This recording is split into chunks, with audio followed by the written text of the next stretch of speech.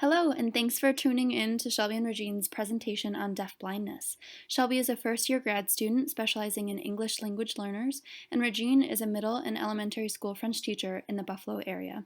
We hope that after this presentation, you will have learned more about students who are deafblind and are better able to serve their needs in your classroom. According to Project Ideal in Action, deafblindness under federal law means concomitant hearing and visual impairments, the combination of which causes such severe communication and other developmental and educational needs that they cannot be accommodated in special education programs solely for children with deafness or children with blindness. Essentially, this means that people who are deafblind have a combination of vision and hearing loss. Deafblindness can be present at birth or acquired, and it is a spectrum. So people who are deafblind can range from mildly hard of hearing plus mildly visually impaired to totally deaf and blind, or a combination of the severity of vision and hearing loss. According to the National Center on Deafblindness, in 2017 there were an estimated 10,000 deafblind children. Children aged birth through 21 were considered in this count. California is home to the highest rates of childhood deafblindness in the United States, while white men comprise the highest overall statistics of deafblind in the United States. Pushed by the National Association of the Deaf, hearing impaired is no longer the correct term for those who cannot hear, as this connotes a lacking in something. In August of 2018, Governor Cuomo signed a bill striking the phrase from legislation, and deaf or hard of hearing became the correct title. The warning signs, symptoms, and behaviors that deafblind children may display are isolation, lack of communication, and lack of mobility.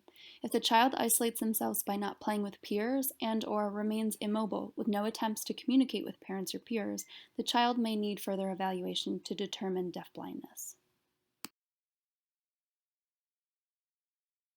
In addition, an atypical look to the eyes and ears, poor hand-eye coordination, light sensitivity, lack of reaction to noises such as parents' voice and sudden noises, and limited vocalization are also signs and symptoms of deafblindness.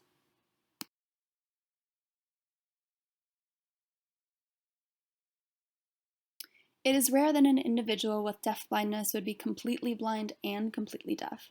Typically, there are limitations to both, but complete inability is rare. Again, deafblindness is a spectrum, so each individual's ability is different.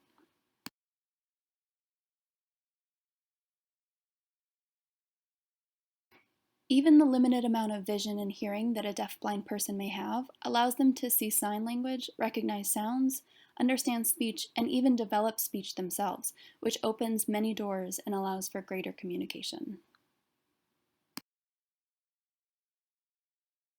The National Center on Deafblindness adds that people who are deafblind have unique experience of the world. Physical contact is an essential experience for a child who is deafblind, because if they are totally blind and deaf, their sensorial experience of the world is solely through touch. Their experience of the world extends only as far as the fingertips they reach. Some major causes of deafblindness are Down syndrome, trisomy 13, and Usher syndrome. There are both pre- and postnatal causes as well, including fetal alcohol syndrome, maternal drug abuse, AIDS, meningitis, and stroke. Deafblindness can coexist with other disability and heart and brain problems that are commonly accompanied by deafblindness. Usher syndrome is the genetic disease that affects nearly 50% of the population who are deafblind.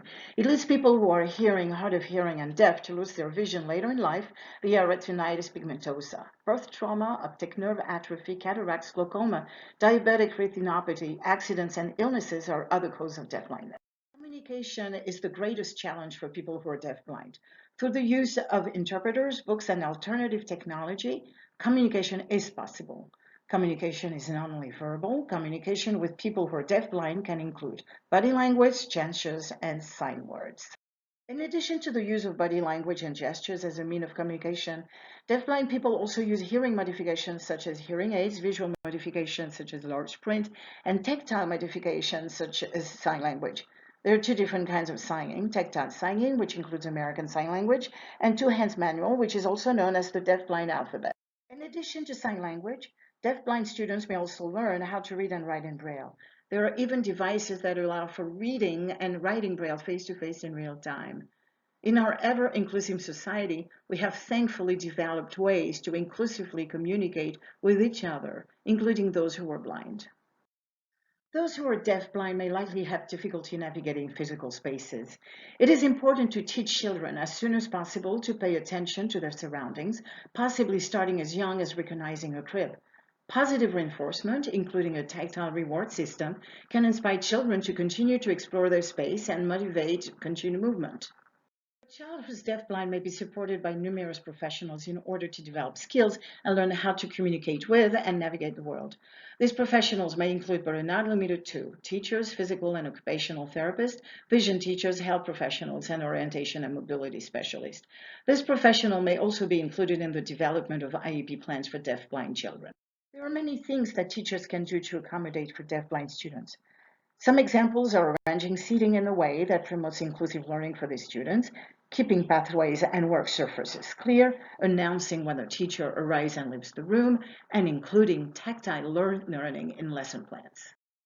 Due to a deafblind student's potentially severe disabilities, IEP teams need to create a highly individualized plan for students with access to different specialists that address each student's unique abilities.